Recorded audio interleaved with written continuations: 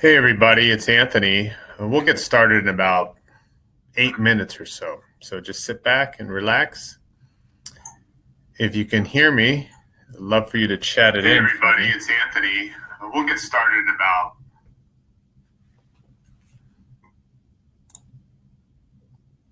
Great. Hi Naomi. Can you see me okay?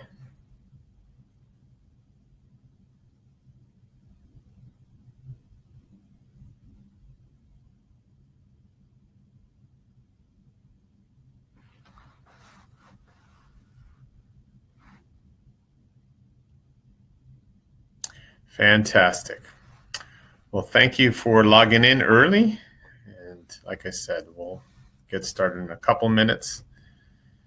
Sit back and sit tight. I'm going to turn my video off for a second.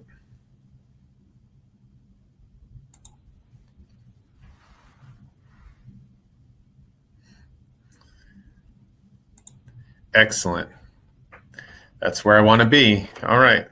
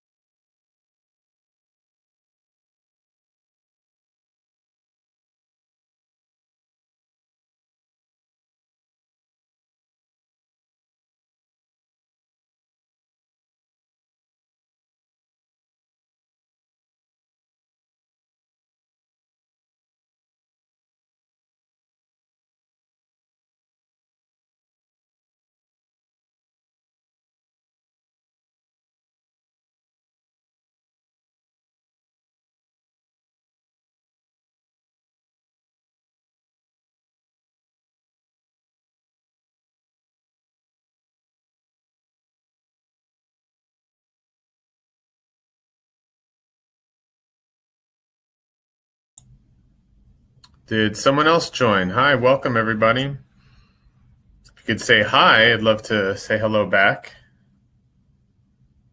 And if you can hear me as well, just let me know through the chat function.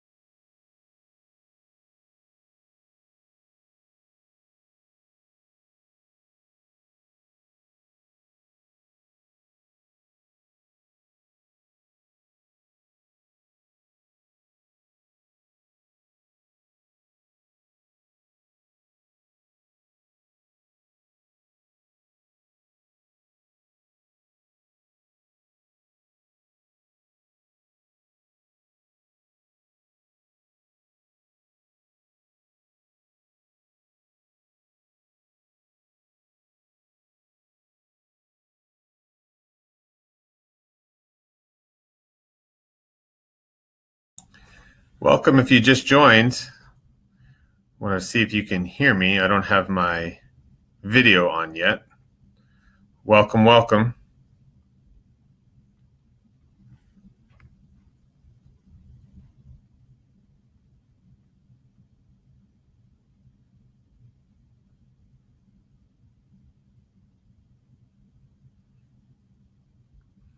If you can hear me, for those who just joined, if you can chat in there that you can hear me okay. This is Anthony. I'd like to welcome you.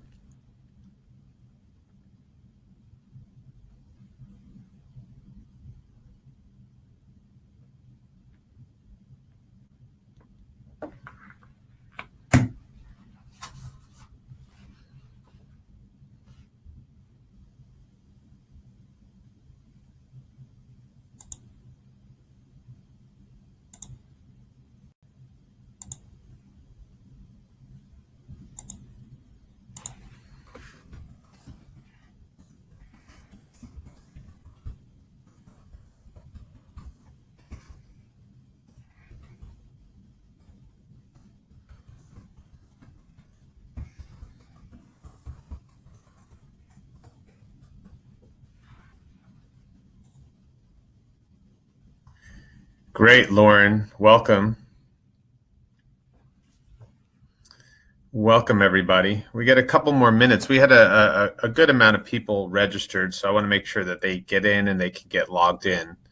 So please be patient. Thank you for getting here early.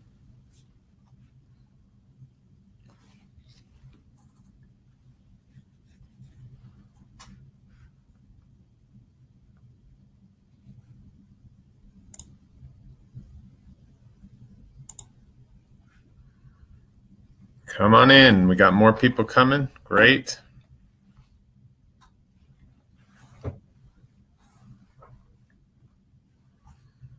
And just to show you, I'm a real person here. That's Anthony. But we'll get back on air in a few minutes. Let everybody get in the session.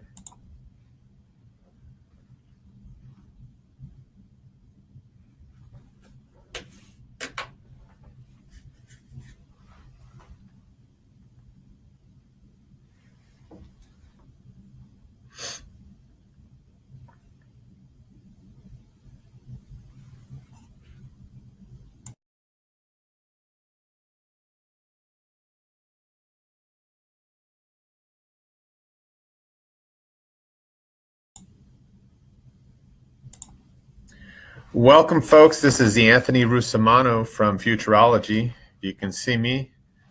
Say hi. If you can hear me, please say you can hear me as well. I'm going to let a few more people roll in and we'll get started.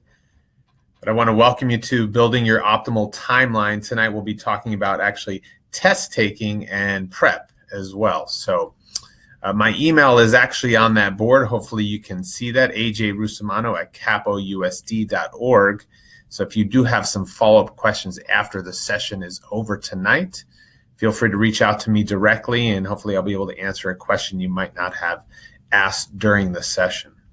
So again, I'm just going to ask if you can hear me and see me, please, little chat in there just saying that you can. I know Lauren already did and Naomi did as well. For those of you who are not familiar with this platform, it is a new platform we're using. There is a chat at the bottom of to the right where you can actually type in your message. Thank you, Shelby. Ryan, great. Chris, awesome. Excellent. So then we're going to get started. This will be recorded, so if you do miss something or you want to watch it back, we're going to post it up on our website, and I'll show you our website in a second. Excellent, Anna. Welcome, Evan. Fantastic. For those who show up late, they can watch it back. So again, thanks for coming. We're going to spend about an hour talking about, oh, no video, huh? Well, there is no video right now. You could see, hopefully you could see my face, Davis. Can you see that? And then there's a PowerPoint slide on there.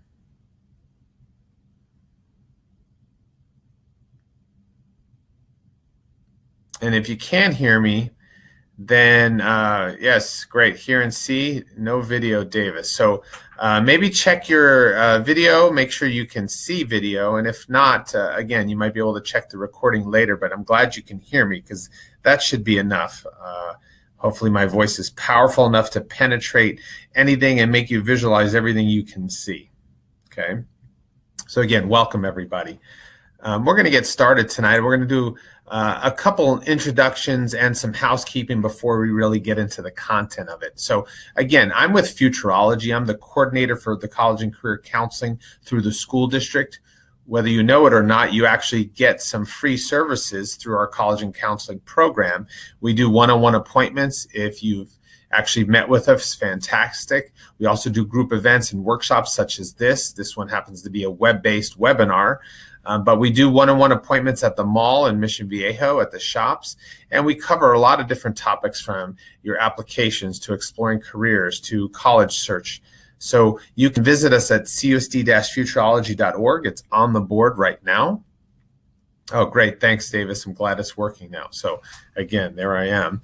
So that's our website. So if you wanted to schedule an appointment or actually attend or register for one of our events, you'd go to that website right there. So again, we're part of the district and hopefully we can help you out, and thank you for coming tonight.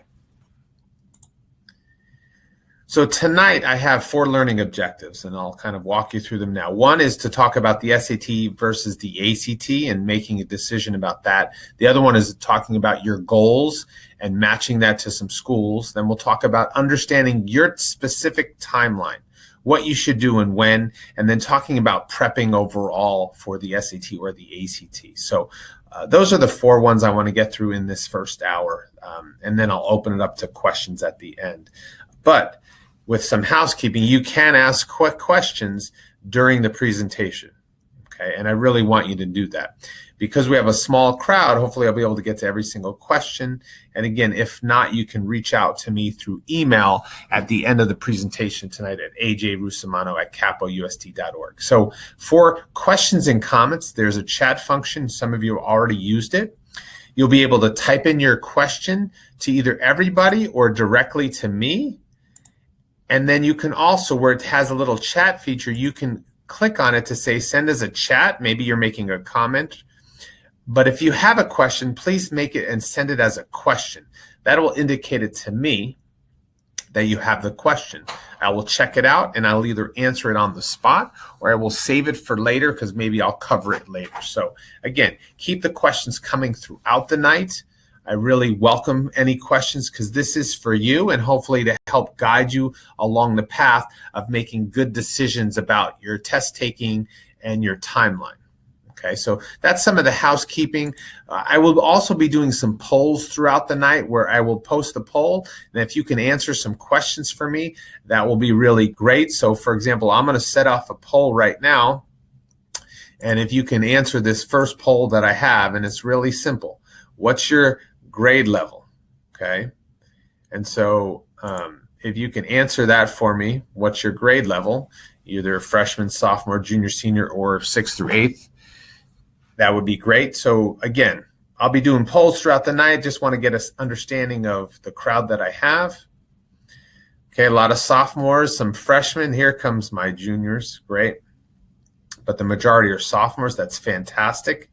Way to get a head start. Okay. So that's, again, I'll be doing polls throughout the night. If you can answer those along the way, that would be great. And then also the other thing is I'll be passing out some potential handouts that I have, sharing some files.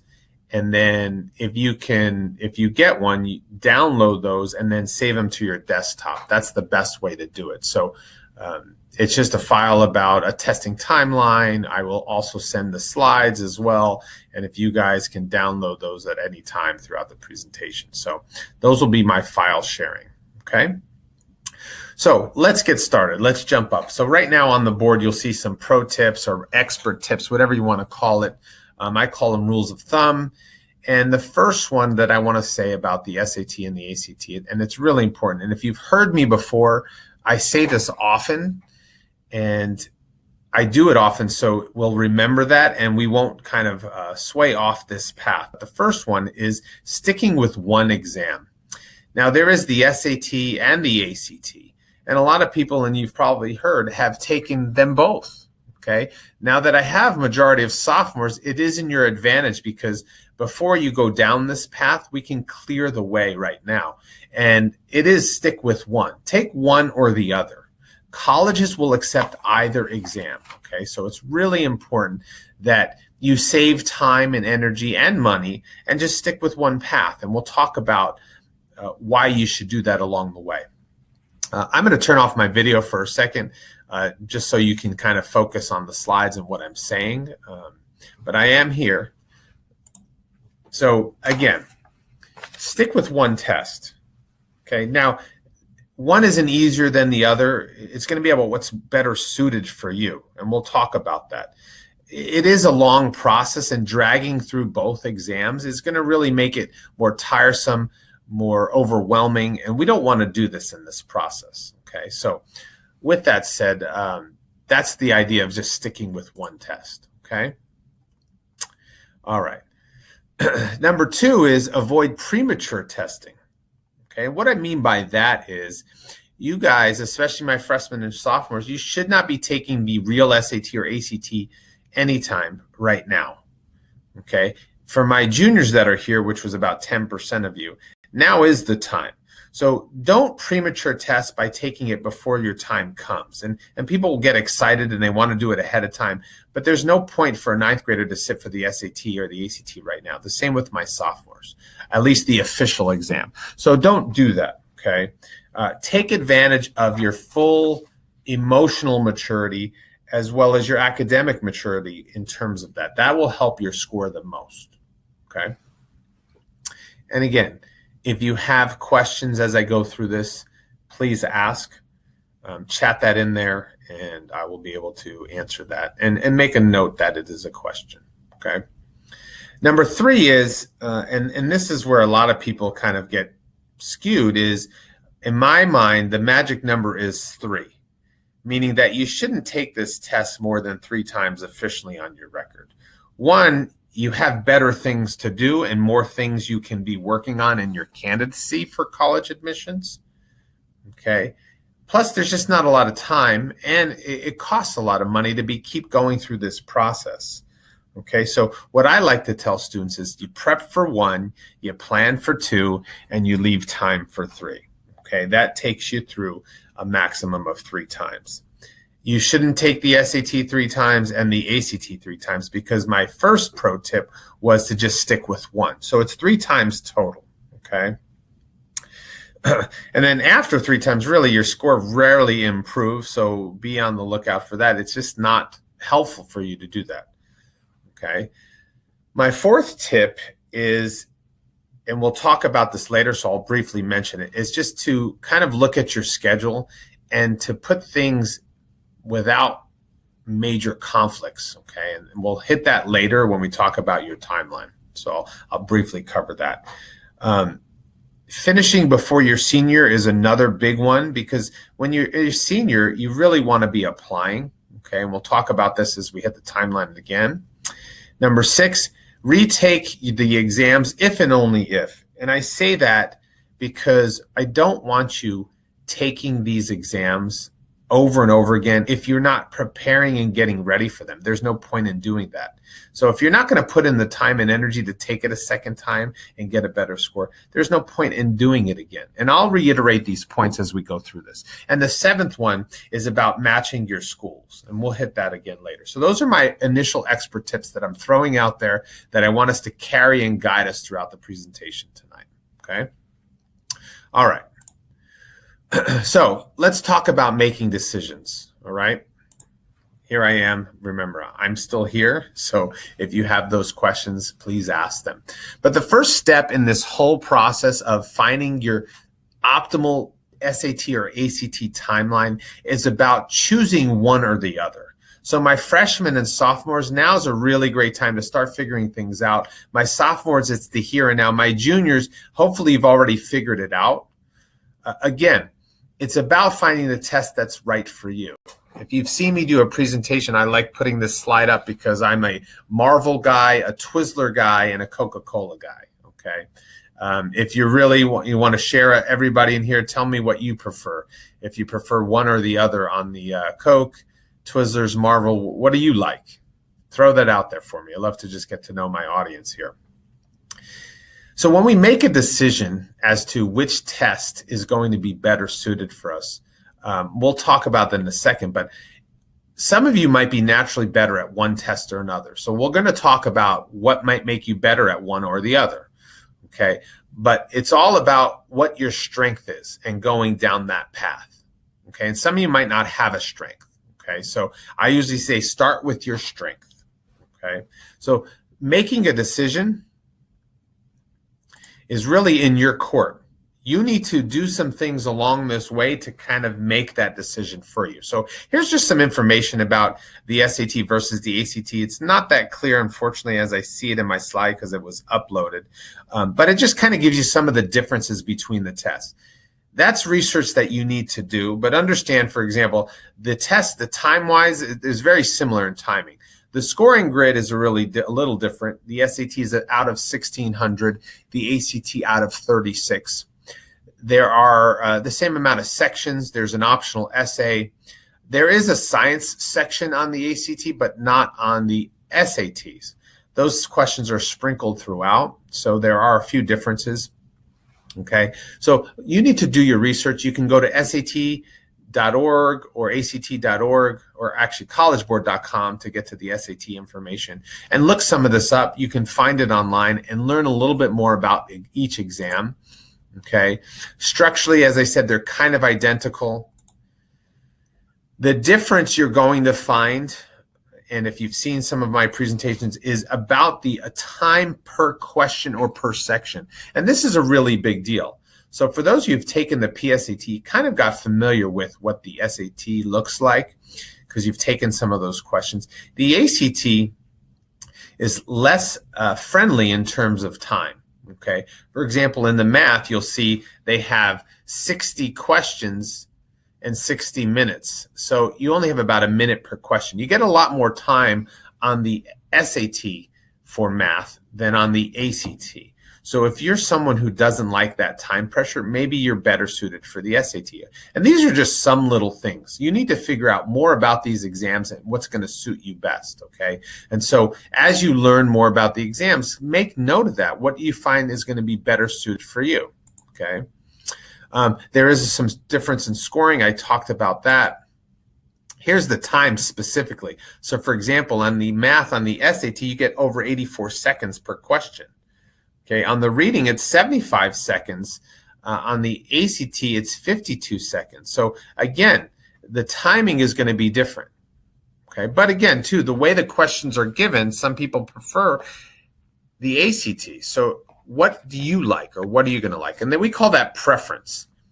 Okay, if we can figure out by strength which test is better based on a score, that's always the best way to go. But if you don't have those, you can go by preference. What kind of questions do you like better, or what kind of sections do you like better?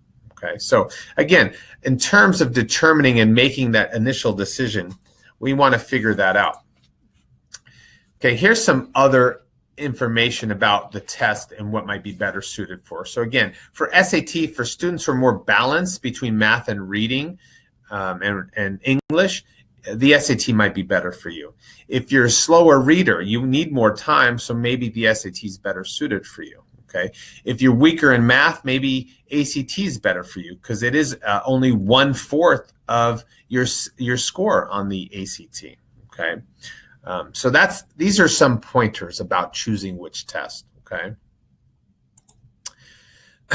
The best way to figure this out is to actually take a standardized practice test, okay? For those of you who took the PSAT, okay, you'll have a score. So if you took the PSAT, and let's just say on my slide here, you scored a 1200, okay, and you actually took a practice ACT, which is what I recommend you do, and you got a 29, you would be better suited for the ACT, okay? If you can see that here, you'll be able to determine that. That is now choosing an exam based on strength.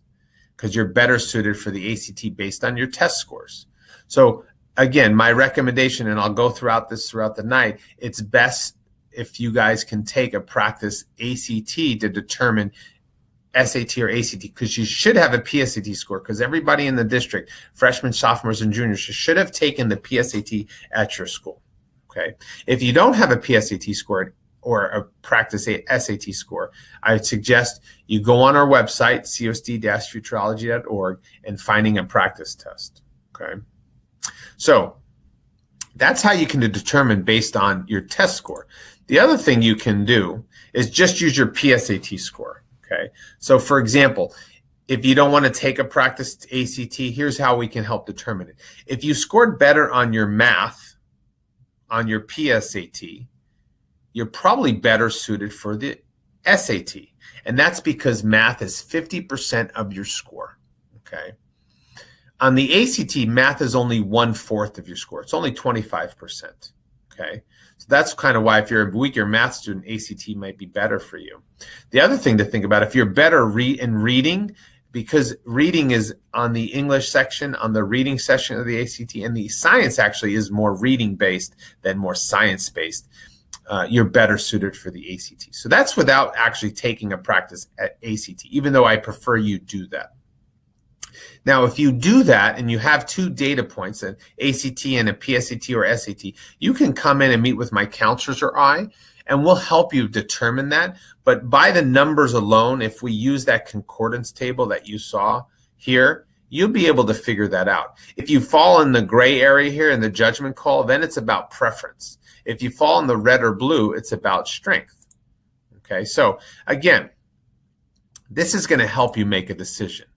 So once we have a decision, the next thing is going to have to determine what your goal score is going to be. Okay, this is before we decide our timeline. So we're taking it in steps. So step 2 is about defining what your goal score is going to be.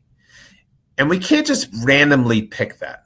Now on the slide here, I have, and it's again hard to see, and I'm going to send you my slides right now. So I'm going to do a little file sharing, and I'll send you my slides, and I'm going to share for you. All you have to do now is hit download, and you'll be able to actually download my slides to your desktop. Okay. And on this slide here, I have a bunch of scores listed and some schools listed. So for example, if you're saying, oh, well, I was interested in applying to USC. Well, at USC on this slide, you're talking about a score of about a 30-31 or a 1400 plus for USC. Okay. Now, if you're scoring 900 on your PSAT, then you're kind of far reaching your goal, and defining it as 1400 plus is probably not that realistic. Not that you can't get there. Okay. But you might want to choose a more realistic goal, at least for your first time taking your test. Okay. So it's really important that you kind of start defining that. Okay, and another way to do that is to looking at your academic credentials and the school that you're kind of considering.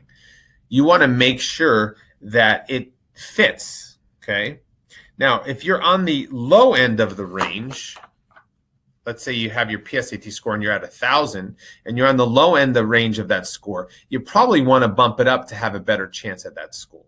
Okay, if you're on the high range of that school where you're at, then that's a good place to be.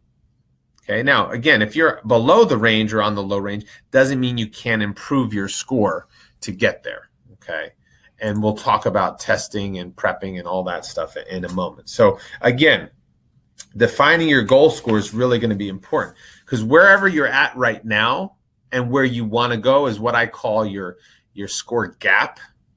And that gap is really going to determine where and how much time we need to spend on getting ready for the SAT or the ACT. Okay. So again, we want to be realistic when we talk about defining our goal score.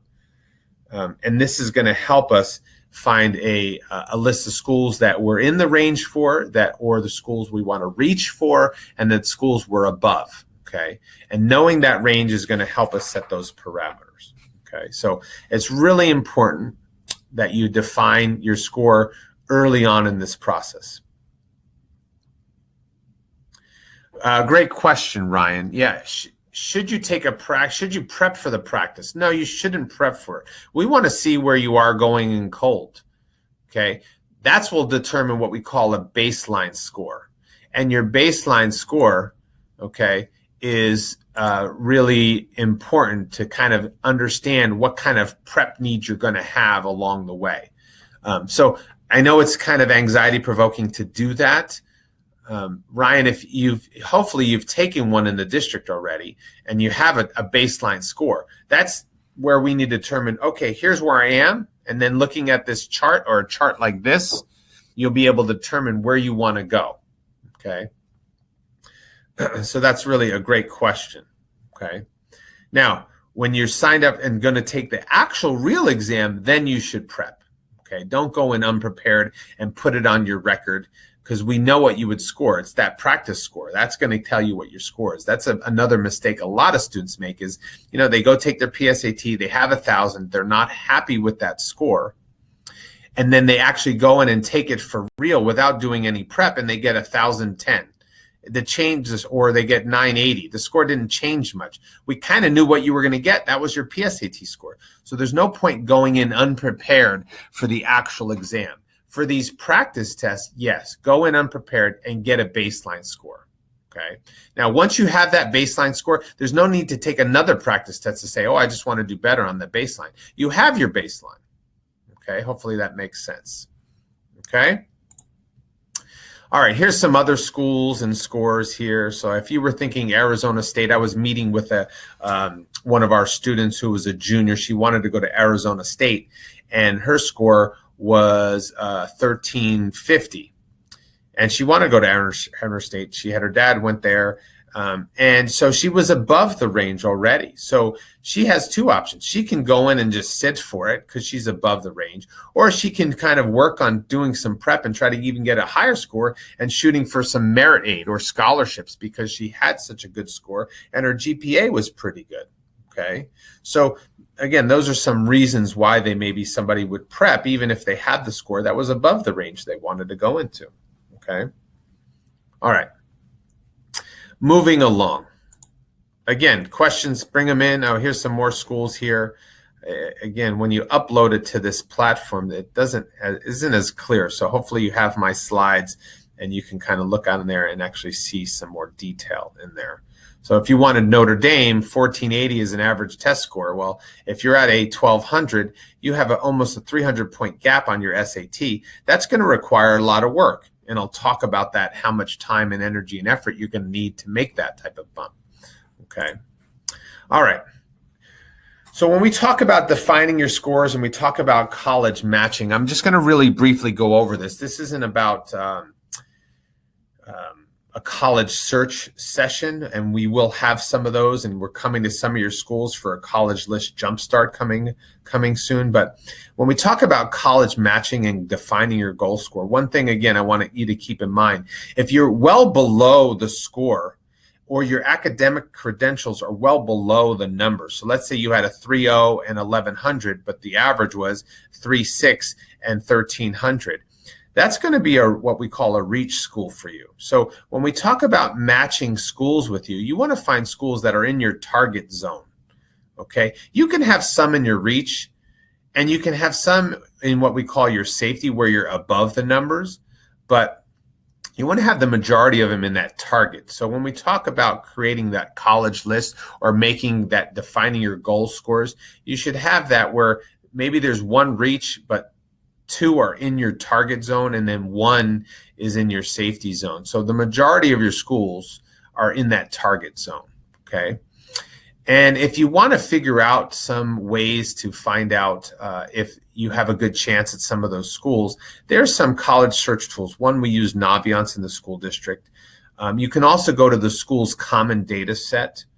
Okay, so if you type in Stanford common data set, you can find out the students who got into that school with the average numbers. So where are you? What's the 75 percentile, the 25 percentile? What's the average percentile of students who get admitted to those schools, whether it be Cal Poly or USC or UCLA or Oberlin or any school that you might be considered. And then here's some other websites that have some good search tools: College Express, College Raptor, College Boards, Big Future, okay, Parchment. So you can check any one of those out, okay? So that's what I'll say about college matching, but that's going to help you come up with an actually realistic goal score and not one that's well above that you should be shooting for, okay? All right, moving along. Step 3 here. Let's talk about choosing now your timeline, okay? I'm going to take you through 3 different timelines, okay? And what I want you to do, especially for my freshmen and sophomore, juniors, you might be past that timeline to make that decision, so you'll have to do the best you can. But for my freshmen and sophomores, you'll be able to kind of see, I have them here, should you be on the accelerated timeline, the traditional timeline, or the deferred timeline? And that's really important. Again, one of the biggest mistakes a lot of students make is they choose the wrong timeline for what their goals are. And when I talk about your goals, your college goals and where you want to go and what you want to do, there should be a trajectory of that timeline, okay? So what is going to be your track? What should it be? And I'll give you some recommendations, and then you'll, based on all the different criteria, your life, what's going on, your family, resources, etc., you'll make a decision based on the track that's going to fit what you need, okay? So again, I'm going to walk you through the 3 different timelines, and you can choose which track is going to be best suited for you based on that, okay? So here's the first one. And by the way, there is I'm going to actually send you another little handout. So let me do another file sharing here. I'm going to send you a grade level timeline. Okay, and this is what is on the screen right now. It's just kind of this little roadmap of when you should do your tests, not just SAT or ACT, but other things. Okay, like thinking about AP exams. And I'll talk about subject testing and AP exams later, but this just gives you a roadmap. Okay, so you can take this, put it on your desktop. You can get these on our website as well, but feel free to grab this now, okay? And when we look at this, here's all the test dates you're going to see for all these exams. So these are the SAT, ACT test dates. So for example, the ACT is offered 7 times a year: February, April, June, July, September, October, December. One thing to note though, and this is pretty new, I circled it over here on this page, is that July is actually no longer a test date for California students.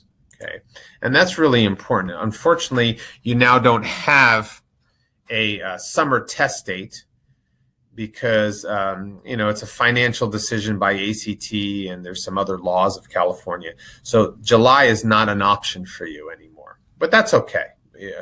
There's some other test dates we'll talk about. So these are the test that you'll have. SAT is offered 7 times a year as well. They do have a summer test date in August, which is great. So the key about it is, and I mentioned this as an expert pro tip early on, is taking the exams at an advantageous time in your schedule, avoiding big conflicts and everything. So what you want to do is, when we look at the year for you, my freshman, this is your SAT or ACT is, you're a couple years away.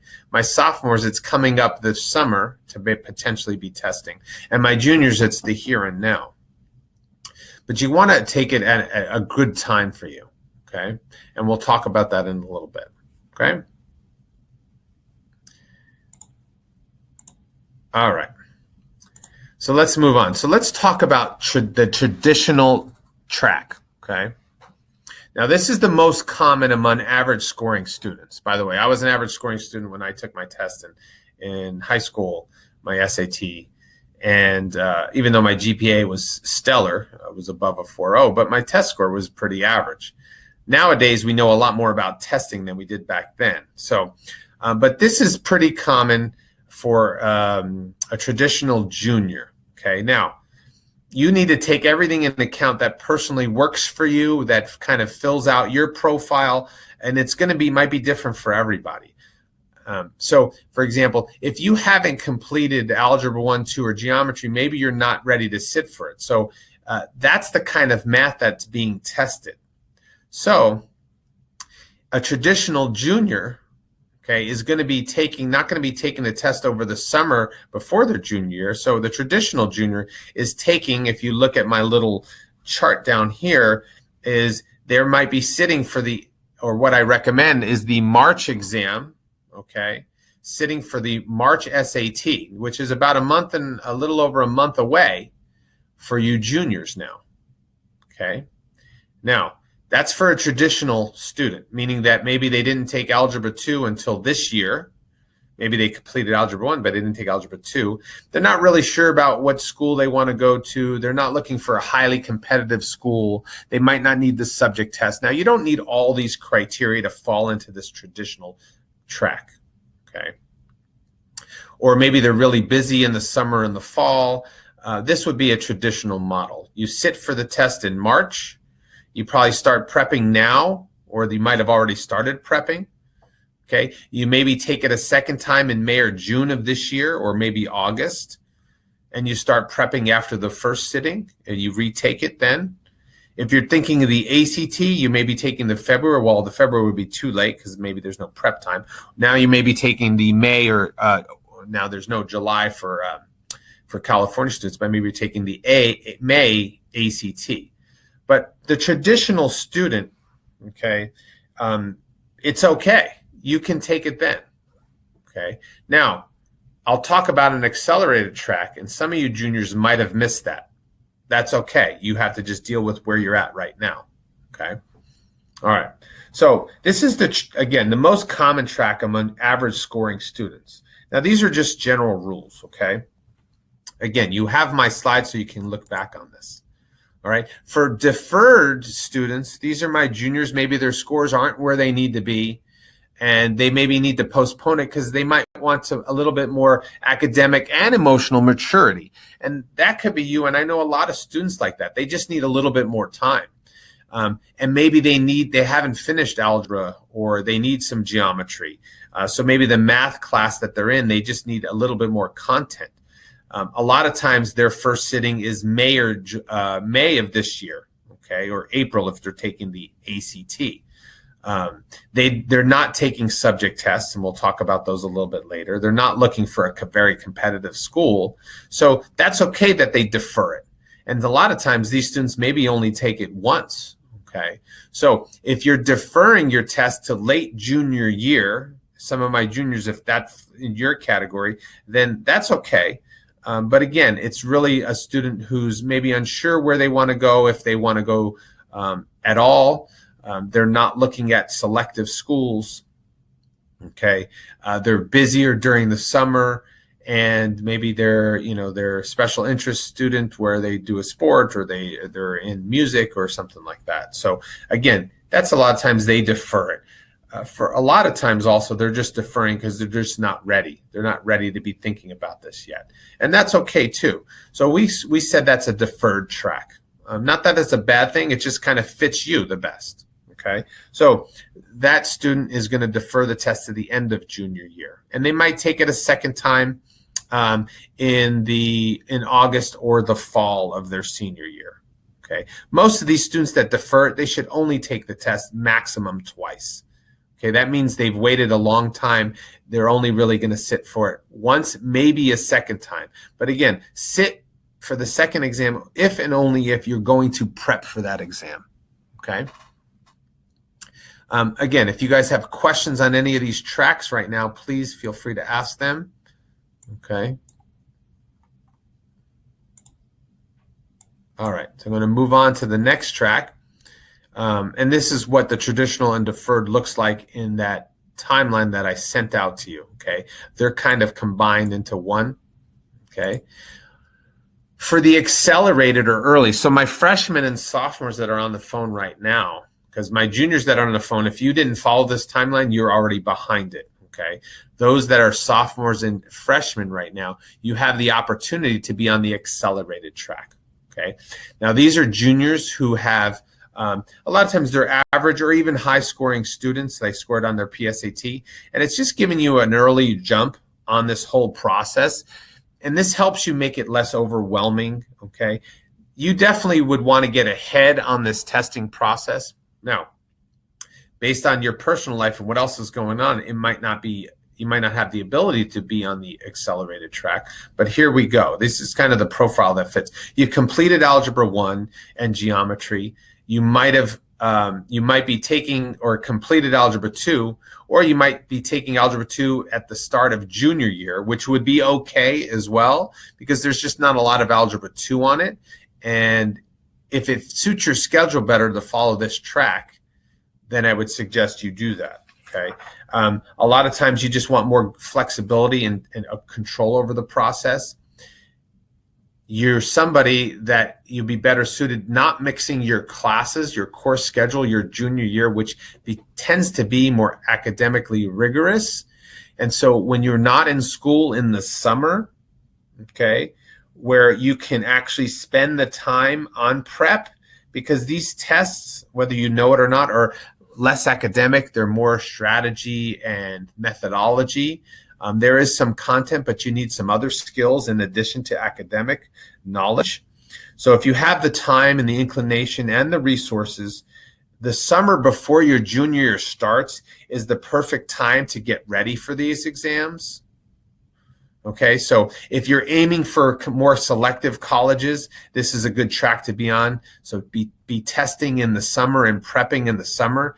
It's going to give you more time, and you won't be you might be anticipating being really busy during the school year with the classes or activities, okay? If you are taking AP classes during the school year, this is a good track for you to be on the accelerated track. So with the accelerated track, you're starting your prep. So my sophomores this summer, you would be starting your prep June or July, and you'd be taking either the August SAT or October SAT, or the July, well, actually California doesn't have the July one. So the September or October ACT, but you're doing prep in the summer, okay?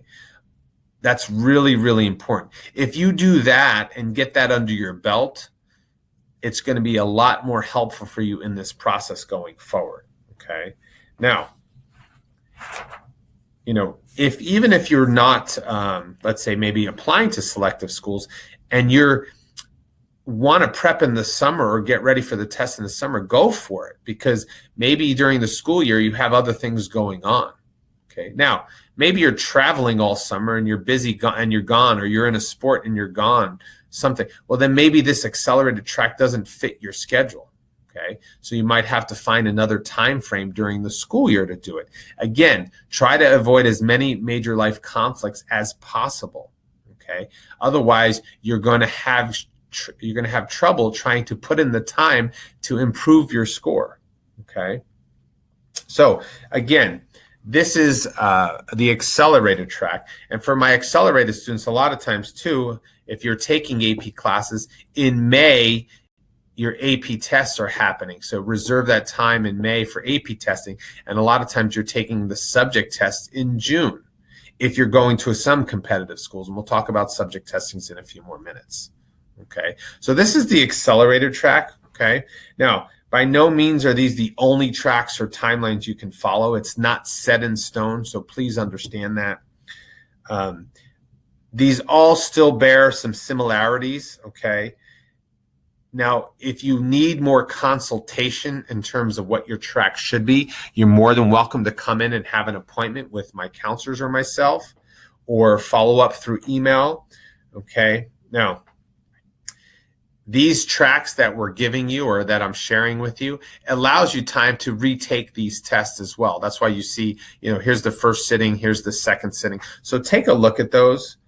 But these also are all setting yourselves up to finish all your testing before you do applications as a senior. That's really important, because when you start to combine both of those where you're actually taking tests, so my seniors who this past fall were testing as well as applying in the same breath, meaning at the same time frame, they struggled with one or the other because they couldn't put as much time in their essays or their applications or on their prep. And so one wasn't as good. Okay, so if you can kind of separate the two, you're going to serve yourself well. Okay, so these are the 3 tracks that I'm sharing with you right now, and this is what it looks like in that timeline roadmap that I had. Okay, so any questions on these tracks or these timelines? Because I'm going to move into subject testing, some other considerations, and some prepping tips.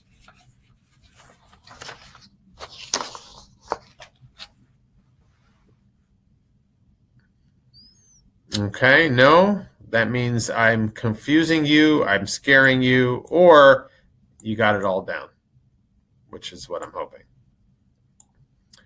All right, if somebody can just chat and say, hey, I hear you, Anthony, I'm with you, or we're on track, we got it. So I just know somebody's there. All right. So let's talk about the college entrance test. We got it down. Thank you, Anna. I really appreciate it.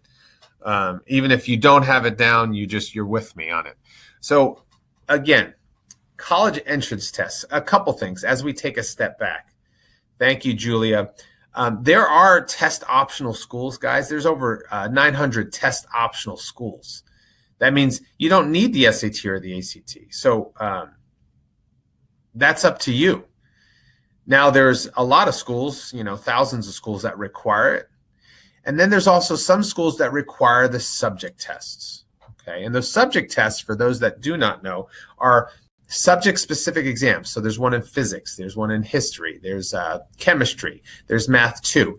The most competitive schools, the Georgetowns of the world and the Princetons, require these subject exams. So if you're considering for and that's why you have to do your college matching and defining your goals, because some of you might have those subject tests to take, and you can take them as early as freshman year in biology if you're in honors biology.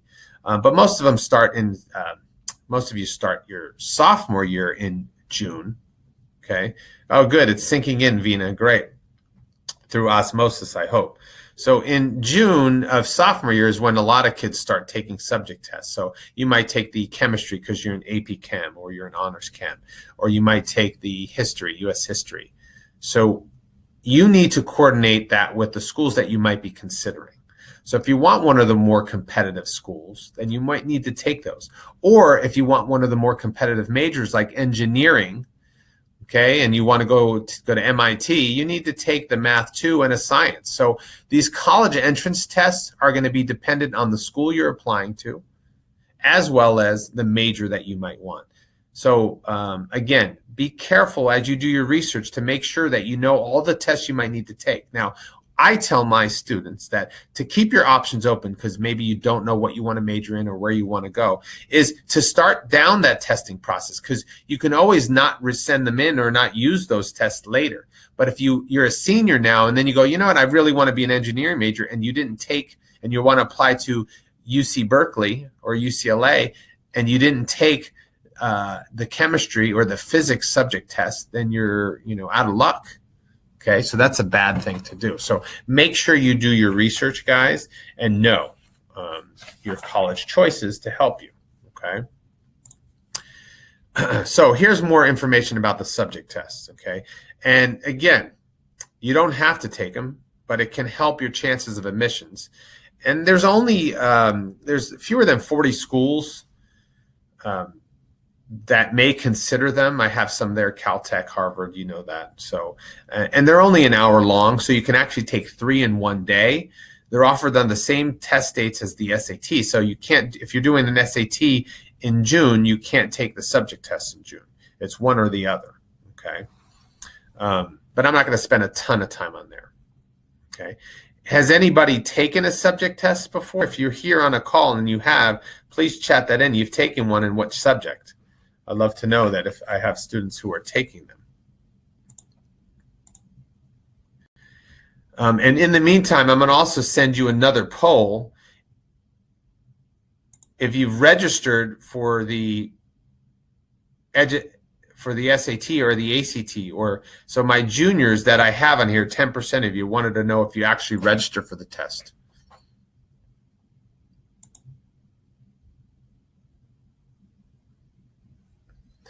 So chat in if you've taken a subject exam and if you've registered for the SAT or ACT or both.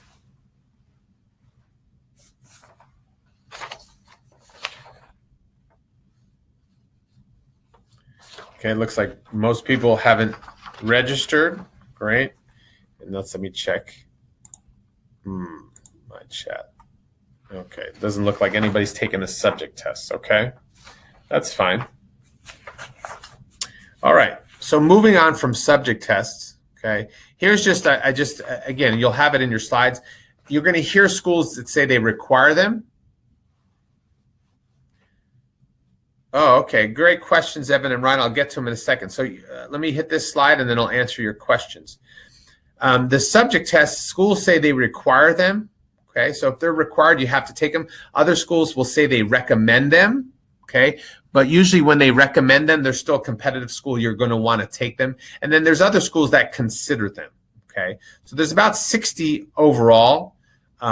And then there's probably about under 20 that require and recommend them. So there's not a ton of them. Do you need to study for these tests like you do for the regular SAT? Well, the good news, Evan and everybody, is these are more content specific.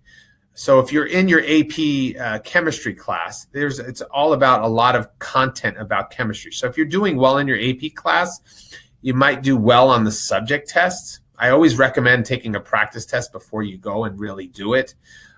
So you might do well just because you're in that subject. It's the same test writer who writes the AP exams. It's the College Board who writes the SAT subject tests. So the great rule of thumb is if you're going to take the AP exam in chemistry or US history, take the equivalent subject test, especially if you don't know where you want to go. Okay, because it's the same test writer. So you take the May AP exam and then the June subject test.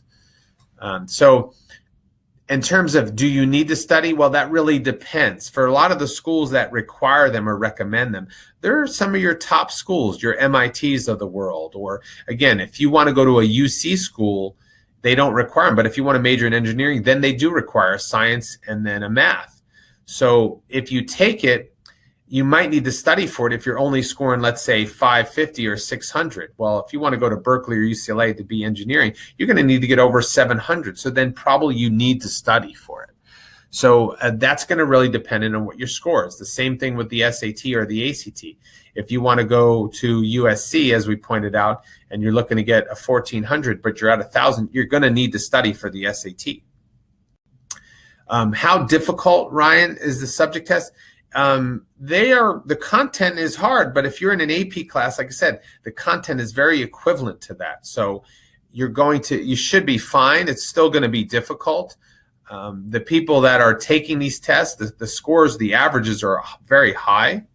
So understand that, for these subject tests, and here's a slide at the UC schools and some of the schools that require them. But the difficulty level is going to be high. The average score you're talking about is, over 700 on some of them, or high 600s is the average. So, there is the difficulty is in the content. But again, if you're in an AP class, you're actually doing that already.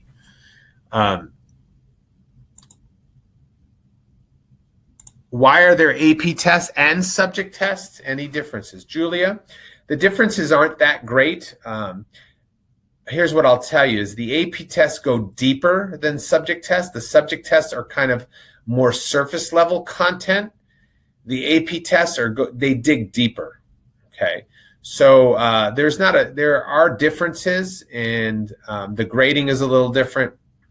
The depth is different. And but again, if you're going to take the AP, if you can handle the AP course and the AP test, you should be fine on the subject test. Okay. Now, again, if you don't want to go to some of these very selective schools, then you probably don't have to worry about them. So again, it's research on your part. Ryan, is there a limit on how many subject tests you can take, and how similar are they to an AP test? Again, I kind of mentioned that they're very similar. They just don't go as in depth in the subject. And is there a limit? Well, not really. For example, I've recommended, and I've worked with some students before, for example, in their sophomore year, they took AP Chem. Okay, so I told them to take the subject test in Chem. And then the following year, they were in AP Physics, and then they took the subject test in Physics. and then they took a Math 2, and they maybe took the U.S. history, and they took maybe freshman, they did honors biology and did really well, and they took the AP or the subject test in biology freshman year. So maybe they took 4 or 5. So you can take all the different subjects you want. Okay. Now, again, your time is limited and money is limited and all that. But again, if you're following along the path of taking certain subjects in school, at the end of the year in June, when you complete that subject, because that's the best time to take that test when the subject is fresh in your head. That's why you take your APs in May. You take your subjects in June when you complete that subject. So you can take a lot of different subject tests. You can also use something called score choice, which allows you to just hold on to the score and just release it when you want. Okay. Now, some schools still want every score that you've taken. So again, doing your research is important because some schools want to see all the tests you've taken. But you can take multiple subject tests, and then for some schools that want to, just submit your best 2. Some schools that you're going to be an engineering major at, they'll tell you what subjects they want though, so then you'll have to submit those 2. Okay. All right. Hopefully that clears that up. So my freshman and sophomore, you might start the process earlier than later based on where you potentially want to go. The subject tests are on curves. Okay. So the midpoints are definitely higher. I wouldn't take a language. I wouldn't recommend language unless it's your native language. Because those language scores, I took the Spanish one when I was in, but I don't speak Spanish at home. It's not my native tongue, and the scores are usually typically higher. So be careful on that. So here's some of the ones in the math and chemistry and all that. So what's a good score? Again, we talked about it. For a lot of the schools that are on the list that require them, it's going to be 700 plus. So if you're scoring 600, then you're probably going to need to study and do a little prep towards it. Okay. Take a practice test. We will be hosting through the district in April some subject tests for Math 2, biology, and U.S. history. So we'll have an opportunity to come down to we're either going to do it like Dana Hills or Tesora, where you can come and take it. So be on the lookout on our website, and in some messaging, we'll have a practice test for those subjects. For subjects outside of that, you can probably call a local prep company, and they probably will send you one and make you take a test and score it, and then to kind of give you a sense of where you're at with it. So that's how you can take a practice test instead of doing it for real. If you're scoring 500 on it, I probably would recommend against you taking that test because you're probably far from that 700 where you might need to be. Okay. All right. So again, I mentioned keeping your options open. I mentioned taking them in June because that's when you're mastered the content, and taking after your AP class or honors class at school. Okay. All right. AP exams, that comes in May of your school year. So understand that if you're taking an AP class, it's always a good idea to take an AP test because you can get college credit. That's really nice to have that college credit. Also, it's going to help you take the subject test if you're going to do that. Anna, for Math 2, is algebra, geometry, algebra 2 enough? For Math 2, you want to be taking pre-calc, and you can go on the College Board website to look at some of the content being tested. So again, you can try a practice test to see, but again, I would say pre-calc is probably the best way to go, is be doing that. You probably, Math 1 is up to algebra 2. Okay, that's the Math 1. But a lot of the competitive schools, they don't want the Math 1. Okay.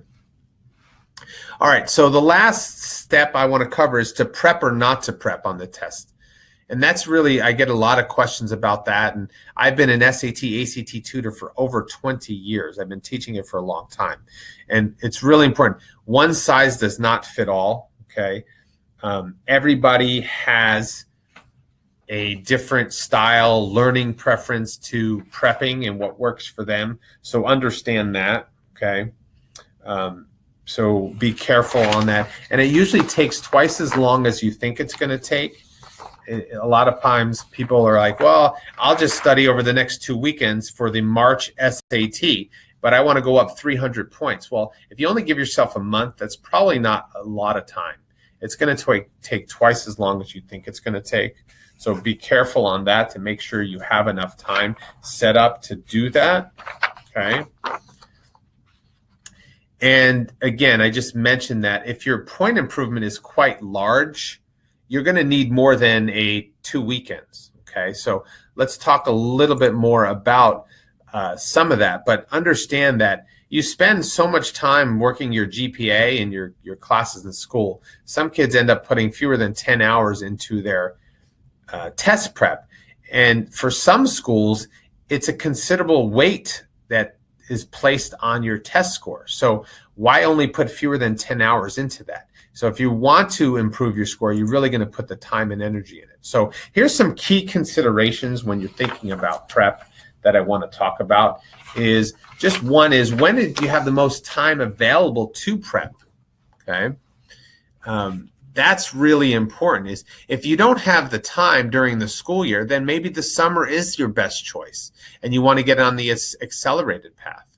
Or for my juniors that missed that opportunity, maybe this upcoming summer might be better to put in some more time. So you really need to be able to devote enough time to preparing properly to meet that goal, okay? For some of you, summer is a good time to recharge yourself because you're burnt out from school, so maybe you don't want to prep in the summer. Again, these are considerations that you might need to take into account, but you need to determine that. Again, I still think summer is the best time when you're not in class because you're not really preparing and prepping for AP classes and doing that, and you have some extra time. So maybe you give yourself some time in the summer to have some fun, and then you also put some time into prepping. The other thing you want to do is think about what type of prep you need that matches what you like and how you learn best, what your goals are, your schedule, and your budget, okay? Some people go, well, I'm just taking the prep class at my school. You know, it was $100 and it was 2 days. But if your goal is to improve 300 points on the SAT or 5 points on the ACT, that doesn't really match your goal. That 2-day class isn't really going to cut it. Maybe it met your budget, but it didn't meet your goal. Okay, so you have to take those into account as well. There are books and there's self-paced, there's in-person, there's online. There's lots of ways you can prep. Or maybe you're better suited for one-on-one versus a class. Or based on the improvement that you want, you're going to probably need, you know, at least 30 hours to put in to get that type of improvement. So you got to consider all these things, okay? If you don't put in the time to improve, then again, I say why retest if you have to, okay? Your time is better spent on other things, okay? So retaking the exam, should you retake? Is there a benefit? Well, one of the benefits of retaking an exam is they do something where they super score your exams or they take your best sitting. So you actually have the benefit of, let's see if I have it here. I don't know if I have it on the slide. Here you go. So if you take the test multiple times, when they super score, okay, super score, for example, if you're looking at my circles here on the board, is if you took the March test, SAT, and the June test, they take your best math or best reading or writing. And so if you super score, this student's best score is 1330. A school like Stanford might super score. Okay, so you want to find out if they super score. It's always great if schools super score. The UC schools take your best sitting, meaning that if you took it in March, they took it in May, and they took it in June, well, I scored my best in June. So I have a 1310. They'll look at that. Okay, so that's super scoring. You get some, by multiple testing, you'll get some gain in familiarity, and that's always good. But again, if you're not going to put in the time to improve, then I wouldn't spend that time, okay? Again, don't take the test more than 3 times. That's my magic number, okay? So again, be careful on that, retaking. The other thing and the key consideration is if you can finish your testing before application season, that's really great because then you can focus on those applications. So that's another key consideration to think about, okay? Then there's also time and stress, and when are you the most stressed, or where do you have the most time? Also, when scheduling your test date and location. And then also for some students, just delaying and taking the test later, you might be able to grow more emotionally and academically. So those are some considerations. There's more things to consider, but when you take all that scope of that, then you can find your best track and best timing for prepping for the test and actually sitting for the exam. And you should be thinking about a lot of these considerations each time you take the test, okay? Anna, you have a question mark here. I don't know if you had another question, or if that was the question mark that goes at the end of well. So if you do, please ask it. If you don't, then we're good. All right, so when we talk about actual test prep, a lot of people want to know, especially since I used to do test prep and I worked privately, and now I work for you guys at the school district, is, what makes good test prep? What should I be looking for? Well, one is you need a lot of practice. Practice. So having mock tests spaced out and analyzed, whether you do it on your own, whether you take it with a prep class, you need to have them scored, and you need to be looking at what you got right or wrong. That's really important. You need to have a lot of practice and materials. I know people who do some prep and they get, a small little booklet of practice. That's not enough if you want to, again, if your goal is really large score improvement, that might not be enough. You need to have it scheduled regularly, so you have it,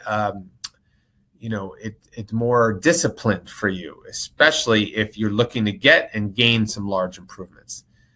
You need to finish strong and up to the test date. So, for example, a big mistake students make is they'll do their prep, and this happened to a student that I saw last month. They did their prep over the summer. They didn't take the fall exam, and they waited till just now to be sitting for the exam, and they waited to over 6 months. Well, you don't want to train, then miss out on what you were training for, and then take it much later. You're not going to do as well. You're going to lose some of that. So just when you train, if you're a runner, you train for a marathon, you don't train all summer long and then skip the marathon and then run 6 months later without even training again. Not a good way to do it. You train and then you test. Okay, that's the best way to do it. Okay. Also, you want to set your goals incrementally and long term. So, for example, if you want to go from 1,000 to 1,300, well, you don't go there right away. You want to go from 1,000 to 1,100, and then 1,100 to 1,200, then 1,200. You want to take incremental jumps, okay? All right? And then over time, you have to really build that endurance and confidence. And you're going to have to, as I mentioned earlier, it's not a fully academic and content-based test. You're going to have to learn strategies and different approaches to these tests. And because I teach it, there's things about timing and guessing and pacing. And do you read a passage or not? How do I eliminate answer choices? Those are strategic approaches that you need to learn. And taking a class or buying a book or learning how to do that is really important. And that takes time as well. So you're going to need that. And that's important in successful prep. If it's just prep that teaches you content and how to do Pythagorean theorem only, that's not only a good thing. You need more than that. You need that review. You need the strategy and that method. Okay. Anna asks, what's my take on prepping exclusively with Khan Academy? It depends on how much you use it. What I do like about Khan Academy is they have practice tests, they have drills, they give you explanations, but depends on the student. Because when I talk about strategy and approaches, Khan Academy doesn't really give you that. Okay, they don't really give you full methods or strategic methods. And so some of it is very one lane only. Okay, so I think it's good, but it shouldn't be your solely thing. And it's going to depend on what kind of improvement you want. If you want to go up 100 points and you're at 1,000, it should be good enough. If you want to go up 300 points, it's probably not going to get you there. You're going to need some other stuff. Okay, so when they give you an explanation, it's very academic in nature. They'll tell you the explanation algebraically, and that's not always your best way to solve it for time's sake and for you as a certain type of learner. Okay. Again, it's not one size fits all. So you need multiple approaches. So it's great and you should use it. And if you took the PSAT, I would go back and use Khan Academy and link your scores up and take advantage of it. But it might not be my only method. It's really going to be dependent on the student and the score improvement you're looking for. Okay. Hopefully that answers your question. Okay. So here's some more prepping mistakes a lot of students make. And then I'll be wrapping up, guys. Okay. One is just not giving yourself enough time. 1 month is enough time to go up 300 points or 5 points. You need more time. Dragging out the process. You know, I've been doing the SAT for over a year now. Well, that's way too long. Commit to it, stick to a test date, and knock it out in 3 months and be done with it. Don't drag it out. People drag it out for the reasons of they didn't prep properly the first couple times, or they switching from SAT to ACT, and that's not always good. The other mistake is they do too many tests and they don't analyze the test. You can't just take test after test after test. You got to learn about what you're doing. You know, athletes, they watch game film and they figure out how should I be doing something differently. You have to find out why you do something and why you get something wrong. Another mistake is people flip-flop back and forth between SAT and ACT. That takes time, money, and energy. Okay, so you got to be careful. Or they do the wrong type of prep program. Like I said, you did that little crash course for a weekend, and that wasn't the right one. Or they spent, all summer long where they didn't need that. They could have used a book and gotten the same thing. Cramming really doesn't work if you're really looking for big improvements. Okay, so these are some prepping mistakes a lot of people make. Okay. All right, Julia, you're asking me about, you're in honors biology. You're not sure if you're going to go into the sciences. Should I still take the subject test? Well, Julia, here's what I would suggest you do. Okay. And if you're not sure, then that's okay. If you're going to maybe consider the sciences and you like biology, you might be taking AP Bio as a junior. So you could take it then. So you could just pass it off. But what I would suggest you do is if you're doing well and you like biology right now, in April, we would be offering a bio subject test. I would take it. And if you crush it and you do well on it, then I might go and take the subject test. If you don't do so well on it, I wouldn't worry about it. It's just going to be an hour of your time in April. I would take that hour and do it. Okay. So that's what I would say. You know, it's better to be safe than sorry, because maybe you crush it and you get 710 or 720. You can save it and hold on to that for a while. So that's what I would tell you to do, is just take that practice test in April, see how you do, and then make a decision then.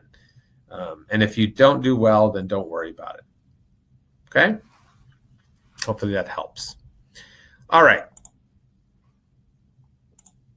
I'm going to move on. We talked about subject testing. So for my juniors, and we will have this offer. So I had 10% of you were juniors. If you hadn't heard, I created a free self-paced prep program. Okay. And it's really more for beginners than anything. But if you go to this website, if you go to our website, which is CUSD-Futureology.org, and you actually go to the appointments events tab, you can register for this free prep. There's some videos of myself and a couple other teachers talking about some strategies and methods, kind of walking through some of the main points of prep. And there's some practice material. Take advantage of it. Okay, it is free. It's through the district. So go on there and do that. Okay, and again, you'll have to register not on this website down here. The readiness checklist is just some extra resources you can grab. Okay, so that's for my juniors. For everybody else, this is a great handout that has a lot of prep resources, such as Khan Academy, some places for practice tests. My friends at Rev Prep give you a free hour of tutoring through, if you want to try online tutoring, which is similar to a platform like this. If you kind of want the luxury of your own home and doing some learning that way. So this prep resource handout has even some apps for your phone that you can use. So I suggest taking advantage of that. Okay. And then also the readiness checklist by our website. If you go to this website, okay, we have a bunch of FAQs and grade level checklists. I sent you some handouts. I'm going to send you another one right now. And this one is about the CUSD testing timeline that I made. I'm going to share this with you right now so you can download that as well. But you can also get a checklist for each grade level that tells you what you should be doing at what time. And it's a really good checklist, and it's more in depth than these timelines that I'm giving you that are like these roadmaps. It kind of gives you specific items. So I would download that if you're looking at what you need to do and when. These are really great for parents. So if I have parents on the call, really great to know what the kids should be doing. If they're an athlete and they're a sophomore. And, okay, well, if I'm a junior and I'm thinking about writing my essay, what should I be doing? Okay. So that's another great resource. And then to reiterate, we have some really good events coming up. You can't see them here that well. It's these webinars that we have, but we also have a lot of great in-person events. Everybody on this call, the end of this month, we have a great speaker coming out, Finding Best Fit Colleges. We're hosting it at Dana Hills and at Tesoro. And so I highly suggest coming out to one of those. You'll be learning about colleges, different colleges, more colleges than you ever know about. Checking that out. If you're thinking about STEM, we're having a STEM workshop at Capo Valley. So take a look at those events. It's, again, on our websites where you register for this event. Okay. So again, tonight, just to wrap up, just to check in with you, we said step 1, SAT or ACT. Step 2, set your goal score from your school matches. Step 3, what's your testing track? And step 4, how are you going to prep and get ready for it? So those were the 4 points that we covered tonight. Okay. So I'm going to open up wide. Questions from you guys about anything we said, or anything that I said. And again, we are a resource for you. We're your partner in this process. It's no cost to you to come have an appointment with us or attend another group workshop. We have, for my freshmen and sophomores, when you become juniors and seniors, we have what we call college list jumpstart or boot camps and application workshops and essay workshops for you to do the part of the application process. So you'll have additional support later on. Right now, I'm glad that we have so many attending these type of sessions, because it's going to help educate you and allow you to make better decisions. Okay. So questions from you guys? Any additional questions? Anna, no, don't be sorry. She wants to know, are there questions just like the ones you would take elsewhere? Yes, they're the College Board SAT exams. So yes, those practice tests are the ones I would suggest you practice on. Even if you you buy a book from somewhere else, you should use the Khan Academy College Board practice tests for sure. Those are the real deal. So everybody should be using those who are going to prep. Okay. I mean, I'm still here, so it's not a voice recording. Julia, you're welcome. Congratulations on being here as a freshman. I love that. I think that's awesome. Anybody else with some questions? Anna, you're on. You're on the right track. Keep it up and keep asking questions. Hopefully, you'll come to one of my in-person events as well.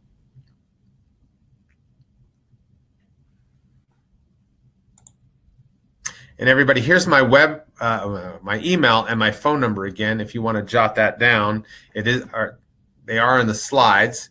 If you have any questions you want to follow up with me after tonight, specifically about your questions or your situation, feel free to reach out to me.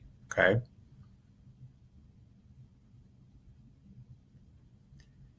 Yes, I will make these available on our website. So I'll have the recording, I'll have the slides, but the handouts, my handouts, actually, the ones that I gave to you guys are on this page right here. If you go to CUSD.org, College Readiness Checklist, they have them there as one spot. You can download all those things. And right here. So if you download the slides, but you can get them on our website as well. I will put the slides on the website on the recording. So if you go to CUSD-Futurology.org/locker, that's our resource locker, you'll find the videos. Okay. Got a question from Ryan. Some prep companies allow you to take free standardized tests, but they are often harder in order to urge students into their prep program. So where can you find an accurate standardized test, ACT specifically? Ryan, great question. I would take an actual ACT on our website. Again, our website is going to be your best friend right here. Where this prep resource handout is, you can take a free practice ACT. I have one there from ACT. So that's the one I would have you take. Now, in April, we will be coming. I don't know if you're younger, if you're a sophomore, Ryan, I would come in April. We're coming to your school, and we're offering one through a prep company. But a lot of those schools, or a lot of the prep companies, the tests aren't, I used to work for a prep company. They're not extremely harder. So, but if you still have that hesitancy, go right here, CUSD-Futurology.org/college/admissions test. There's a practice ACT. Download it, and there's directions on how to take it. Take it, score it, and then if you want to let me know how you did, I'm happy to give you some advice on that. Great question. Will our guidance counselors have the info about the Tesoro-Dana practice subject test? Evan, they will. We'll let them know about it. It's going to be for anybody in the school district. It will also be on our website. So again, if you always want to be in the know about what Futurology is doing, and again, sometimes we do stuff that aren't necessarily through your high school, even though we tell them about it. Sometimes we do things jointly with your schools. But if you want to know what Futurology is always up to, I would go to our website, and I'm going to go back to there. If you go to CUSD, I'm getting dizzy here. Here I go. I should have went to the front. Let's see.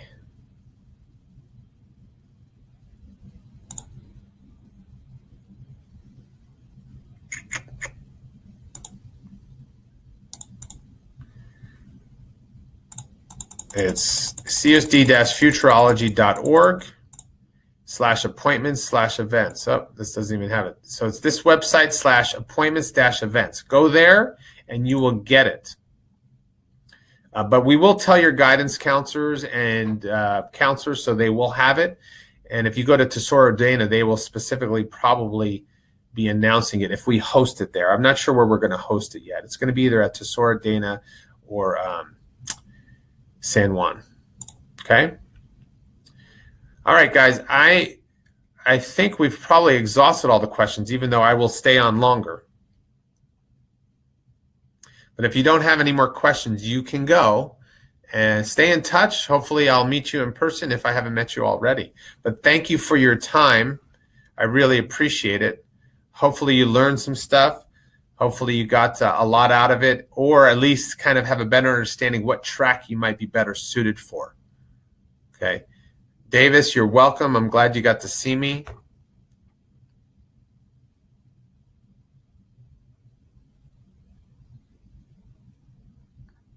Great questions, everybody.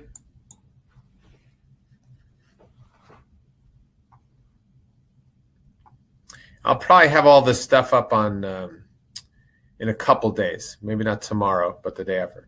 When are you hosting your April testing session? The April ACT testing session is going to either be at Tesoro-Dana or San Juan. So it's just going to be a practice test. Again, check our website out, CUSD-Futurology.org, and go to /appointments-events.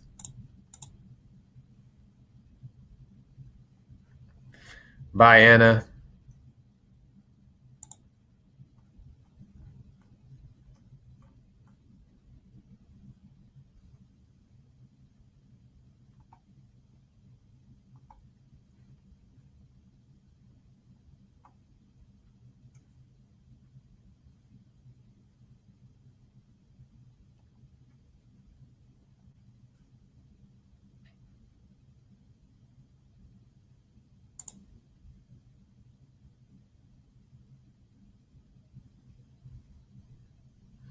Thanks again. Have a good night, everybody.